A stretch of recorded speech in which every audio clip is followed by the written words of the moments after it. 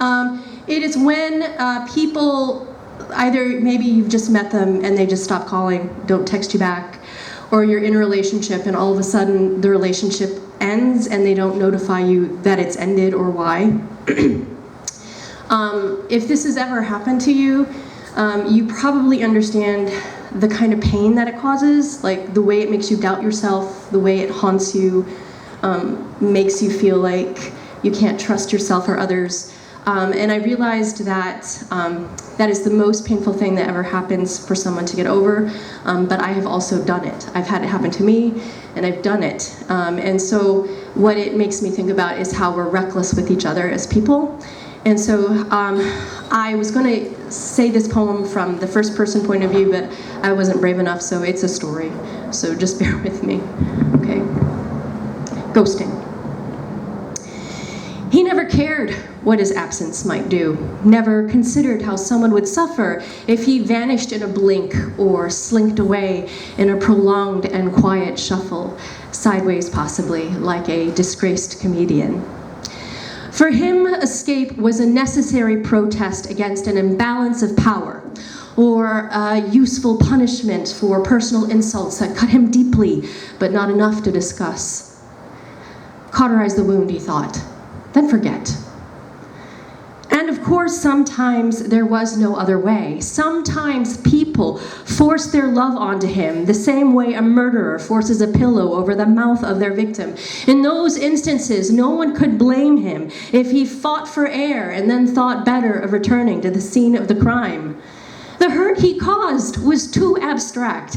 How could he apologize for refusing to play the protagonist in someone else's story? He was not their plaything nor their creation, no matter how many times he had unwittingly entered and played the lover in their dreams. But he had also fooled himself into believing that he had risen above loneliness and human folly, that he had mastered the detachment of a god, when in fact he had merely numbed the infinite and primitive sting of his humanness. His strategy was to be wary of lust and other forms of human longing, knowing too well it could resurrect hope, like an uncertain Lazarus blinking in the sun. This hope led to terrible things, such as envy and failure. It was better that Lazarus stay dead. However, despite his best efforts, a woman surprised him.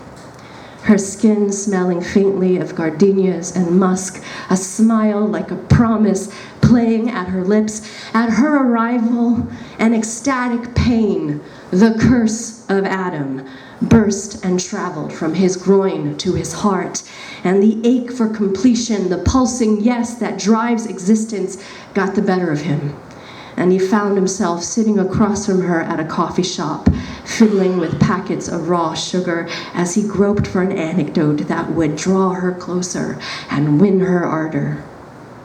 And afterwards, for a brief period of bliss, he would wake in her arms and find the pads of his fingertips resting on her collarbone, and he would trace a line from her jaw to the corner of her mouth, marveling at the relaxed and trusting quiver of her warm, sleepy breath. The more he held her, the more he wanted to protect, to shield her from the bitter onslaughts of a cruel and fickle world, so she could rest free in her beauty, nestle forever in the field curve of his body and his peace.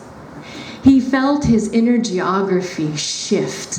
Beneath the superior force of love, he buckled and transformed and convinced himself his heart was finally safe, so he could allow himself the freedom to be imperfect and unguarded, choosing to trust she would not say words she did not mean or pretend to a character she did not have. There was never a clear sign she was fated to disappoint, because her flight began with silence, an abrupt cessation of reliability and kindness, the two qualities which had first compelled him to crack open his own heart wide enough to let her in. At first, he pursued her, desperate to discover his obscure and unforgivable sin, but soon he had to admit she had simply chosen to fade in full view, like a photograph tossed onto the windowsill of a rarely used room, her colors destined to achromatize under prolonged exposure to scrutiny. He stopped calling her, refusing to throw any more of his self-respect upon a desecrated altar, knowing too well there is nothing more dangerous than to love someone who can be so selfish and so cruel. And in the beginning, this realization was enough to ignite the necessary fire that made a return to his former worship of her impossible. But fury is a traitor.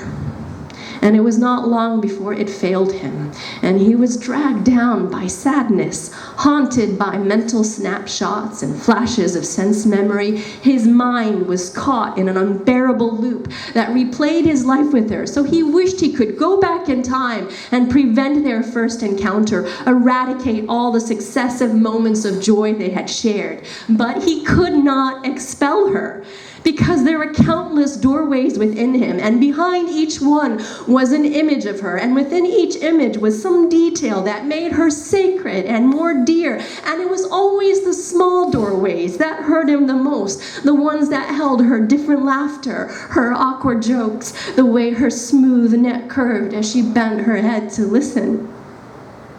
Once, at an airport kiosk, he spotted a novelty he knew she would enjoy, and he had to force himself not to buy it, to train his heart to remember how her behavior had declared him unworthy of love.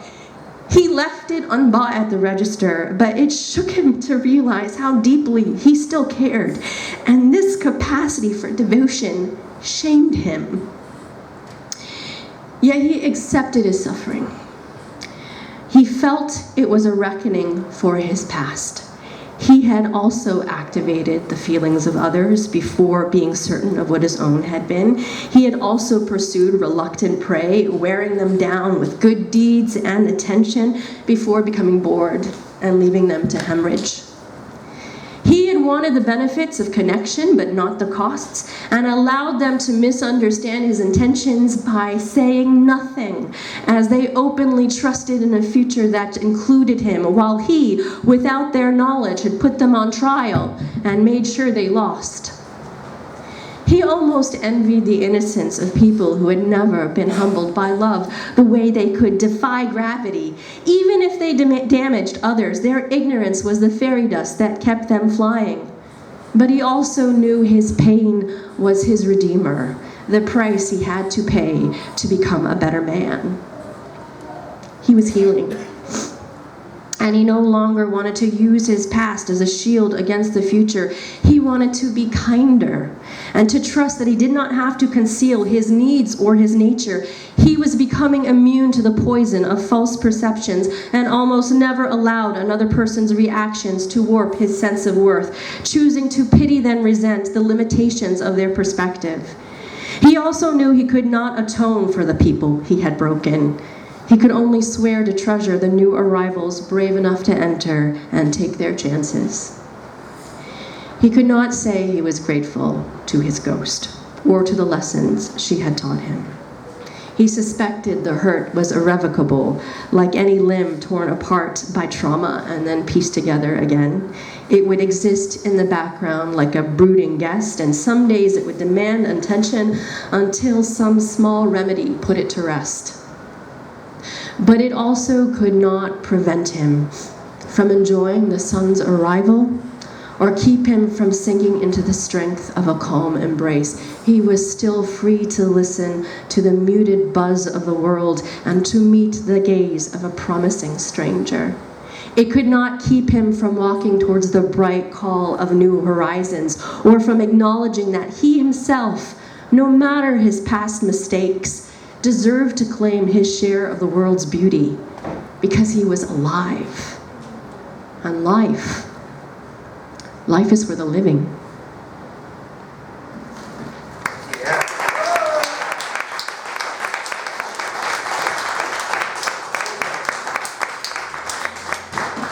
Jenny, I think you left your book up here. I know you forget. Yes, let's hear it again for Jenny. It's easy to forget yourself and to forget things while you're up here. Next, we're going to hear from David. And I'm sorry, David, remind me how to pronounce your last name. Benz. David Benz. Say hello to David Benz.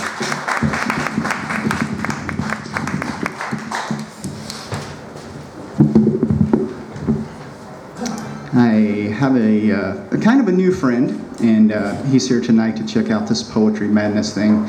And so I am going to read 2 poems about old friends so that he kind of knows what he's in for if we ever fall out of touch. This first one is about a friend I had for about 15 years, and then one reason or another we stopped being friends. And a few years ago I wrote him a 10-page letter just to kind of catch him up on my life and ask him some questions about his life and say, would you like to get back in touch? Maybe. And a couple of days later I got a postcard, and it's basically thanks but no thanks. But in my letter was this poem, and this is for William. The torch I carry is heavy and unwieldy. To light it would be tense and insane, but there are eyes behind it which see all that need to be seen. Secrets, senses, small vials of holy sanctuary, tributes to the kind of reactions you get when you mix reality with what could be. The torch is buried for now, far from fuel and the hungered hearts of its making.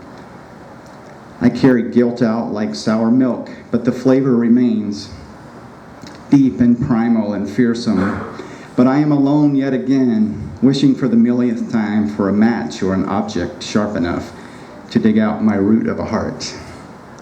The torch will tarry long after its useful meaning, and I've been meaning to tell you, it's you I breathe to reach, sucking streams of extant freedom, blowing hot-waisted tendrils of days, for no cause that I can ever name, and no name that I am permitted to say.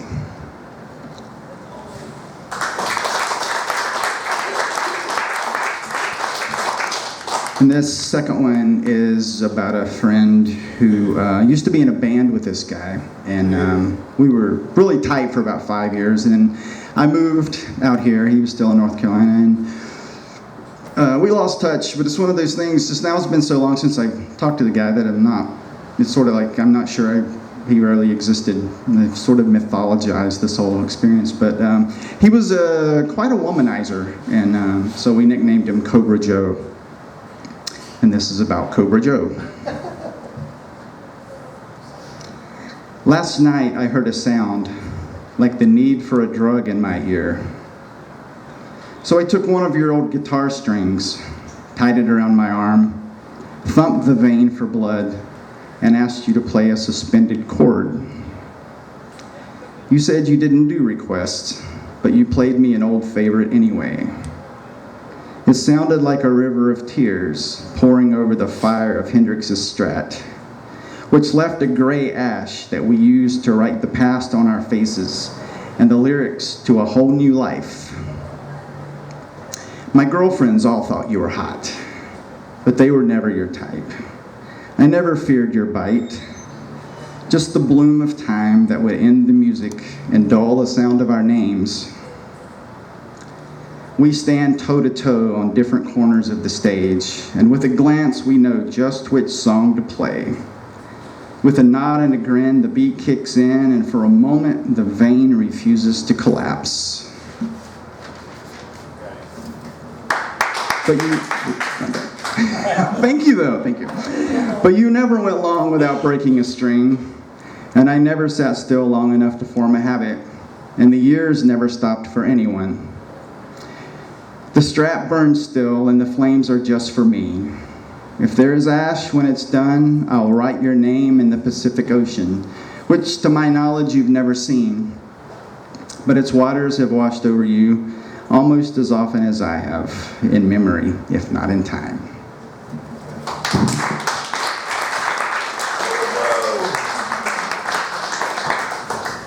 Thank you. Next, we're going to hear from someone who I believe I met for the first time today at the workshop, and I also am pretty sure it's the first time that he's reading here. Correct me if I'm wrong. Daniel Hobbs. Daniel's still here. Come on up, Daniel.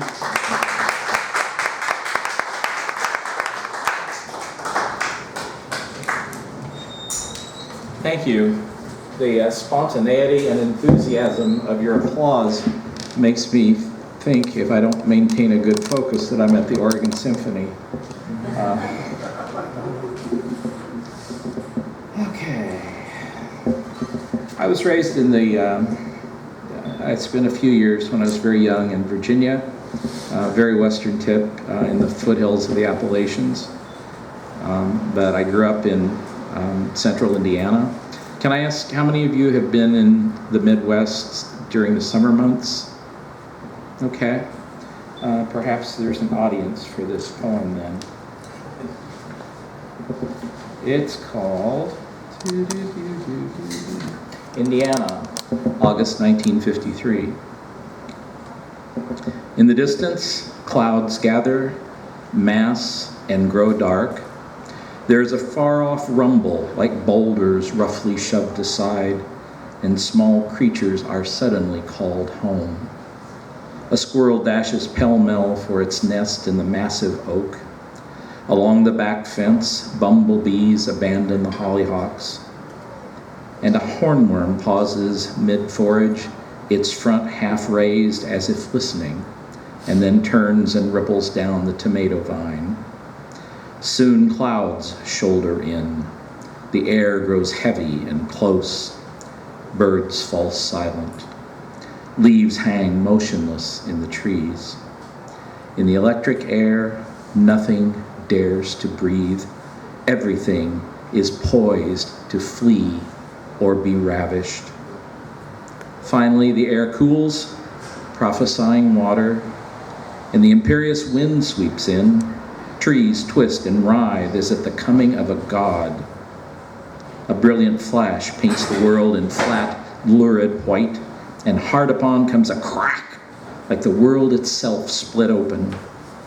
Thunder marches through you, a conquering army, and you half expect to be torn open or bodily swept up into that dark, roiling bosom.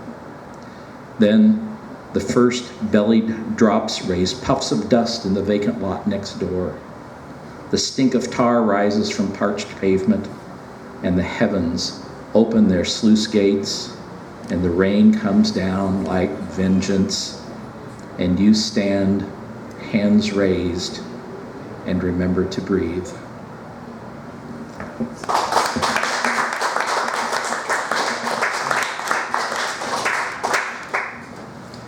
I've sort of been working through several decades distance from a bunch of Bible Belt doctrine. And Bob Sunshine, is it? May have heard this before at Barnes & Noble. Anyway, in Jewish tradition, frankincense is often burned at celebrations, births, weddings. Myrrh is often burned at funerals. I think everybody will recognize the narrator of the poem. It's called The Gifts. The gifts terrified me and my husband. We were poor, after all. What could we say if someone asked? We could be taken for thieves, beaten and robbed, even killed. At least the gold was in small coins, easily hidden. My husband used it only in times of great need, always careful not to arouse suspicion. In the wall of our bedroom, he made a recess hidden by a simple tapestry for the elegant boxes of ebony inlaid with gold that cradled the frankincense and myrrh. Sometimes, when he was not at home, I would take the boxes from the niche and gaze on their precious contents. Twice, exhausted from caring for the baby, I dared to place a single tear of frankincense, the smallest one remaining, on a stone hot from the fire, and let the sweet fragrance fill my home, refresh my spirit. Only one other time have I done this. Yesterday, worn out from weeping, I burned a single tear of myrrh.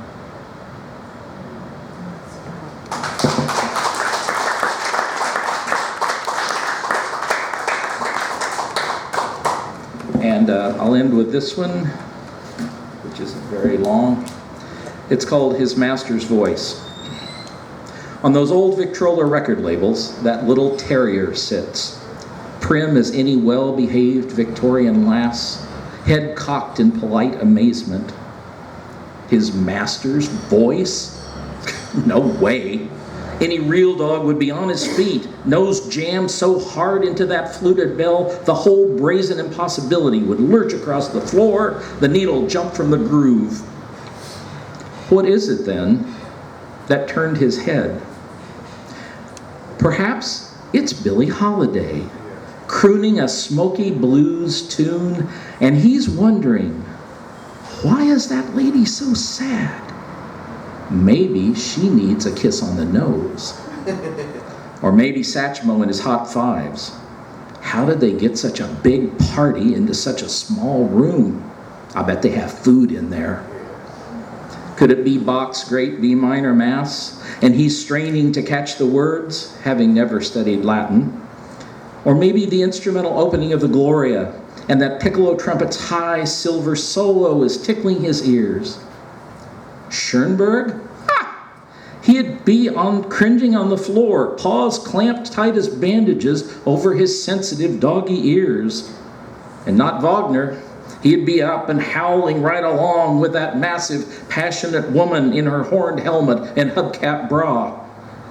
And from the gramophone's antique design, we know it can't be Elvis, the Beatles, Tool, or Lady Gaga.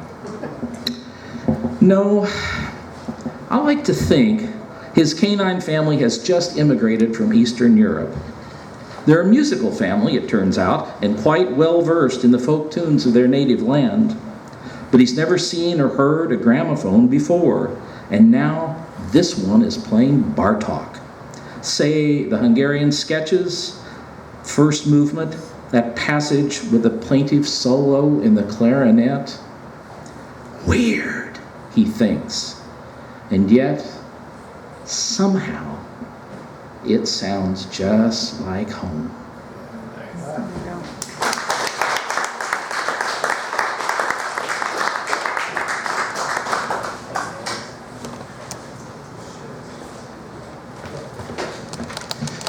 The reading that Daniel referred to happens on the last Tuesday of the month at Barnes & Noble here in Vancouver. You should go over and check it out. They usually have pretty great guests.